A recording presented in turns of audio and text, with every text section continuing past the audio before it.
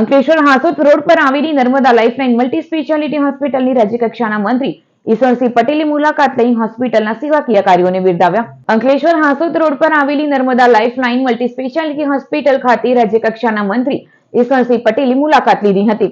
મુલાકાત દરમિયાન મંત્રીએ હોસ્પિટલની આરોગ્ય સેવાઓ અંગે માહિતી મેળવી અને વિવિધ વિભાગોનું નિરીક્ષણ કર્યું હતું.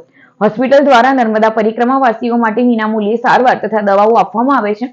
નર્મદા પરિક્રમા અર્થે દૂર દૂરથી આવતા પરિક્રમાવાસીઓની આરોગ્યલક્ષી કોઈ પણ તકલીફ થાય તો તાત્કાલિક સારવાર ઉપલબ્ધ કરવામાં આવે છે, જે માનવ સેવાનું ઉત્તમ ઉદાહરણ છે.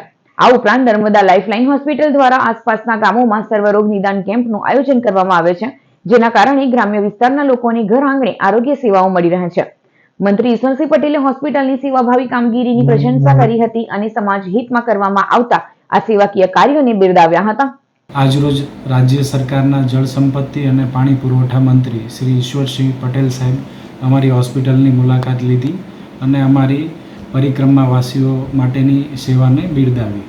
આ ખાસ કરીને પરિક્રમાવાસીઓ જે હજારોની સંખ્યામાં અમારી હોસ્પિટલની સામેથી પસાર થતા હોય છે, એમને વિનામૂલ્યે ચેકઅપ, સારવાર અને દવાઓ આપવામાં આવે છે.